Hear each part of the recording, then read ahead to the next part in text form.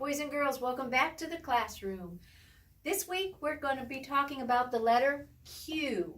Q makes the sound qua, qua, qua, as in queen and quilts. If you look around the room, we have all different kinds of quilts. We have some quilts that would be our winter designs.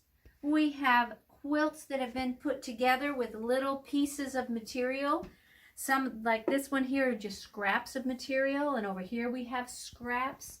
This one has just the square shapes together. The end of this week, you're going to get to design your own square quilt square, and we will put them together when we get back to class. This one here is a very, very old quilt. It looks like a flower.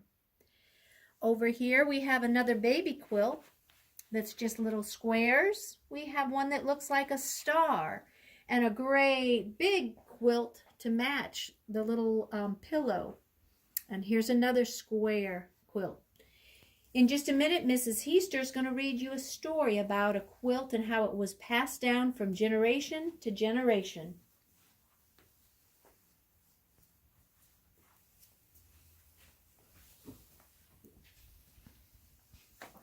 All right, this is The Quilt Story. It was written by Tony Johnston and illustrated by Tommy DePaula. I love him. He's a great illustrator. The Quilt Story, published by Scholastic. A little girl's mother made the quilt to keep her warm when the snow came down long ago. She stitched the quilt by a yellow flame, humming all the time.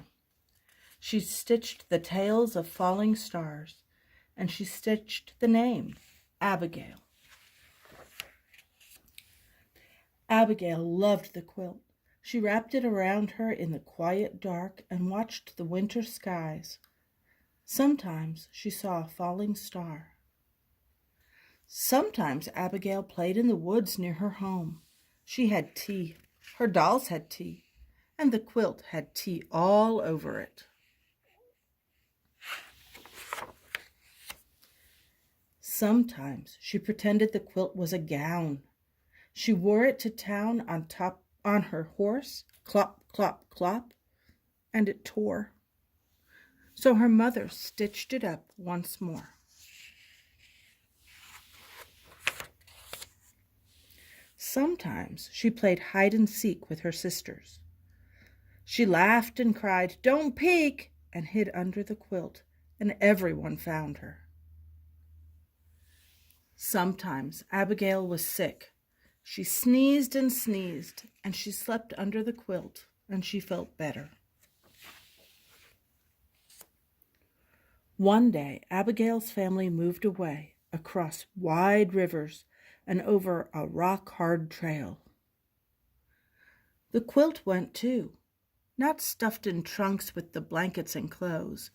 It kept the little girls warm from the wild winds, warm from the rain, warm from the sparkling nights. They built a new house in the woods. Abigail's father built it with his hatchet, chop, chop, chop. He built her a new bed, chip, chip, chip. He made her a new horse, too. He worked until curly shavings covered the floor, and everyone sneezed and said, "Welcome home," and was glad. And Abigail felt sad. New house, new horse, new bed. Everything smelled of fresh chops and chips. Everything but the quilt. So her mother rocked her, as mothers do, then tucked her in, and Abigail felt at home again under her quilt.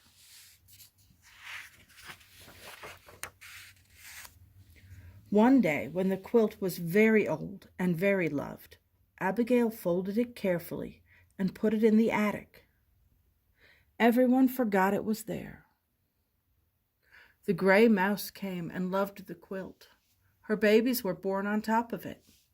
They grew fat and gray in this warm stuffing, and when they got hungry, they ate a falling star. A raccoon came and loved the quilt. She dug a hole in the corner with her black paws and hid an apple there. A cat came and loved the quilt, a patchwork cat. It rolled on the stars. The stuffing spilled out like snow. Then the cat curled up in the snow and purred. "Kitty, kitty," called a little girl.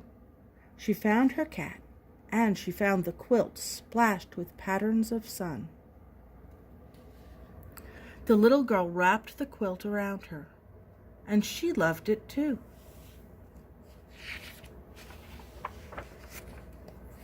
"Can you make it like new?" she asked her mother. So her mother patched the holes. She pushed fresh stuffing in. She stitched long tails on the stars to swish across the quilt again. One day, the little girl's family moved away across miles and miles of pavement and snaking gray highways. They found a new house, freshly cleaned, freshly waxed, freshly painted, white. They unpacked and unpacked all night, and everyone sneezed on cardboard dust and said, "Welcome home," and was glad. And the little girl felt sad. Everything smelled of white paint and boxes. Everything but the quilt.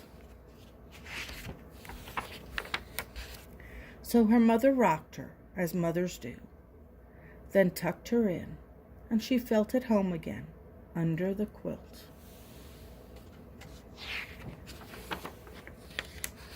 And that's the quilt. This was Abigail's special quilt. Do you have a special blanket or a quilt at your home that makes you feel all warm and loved? If you do, have someone take a picture of you with your special quilt or your special blanket and send it to us. We'd love to see some of the blankets and quilts that you all have that make you feel warm and at home.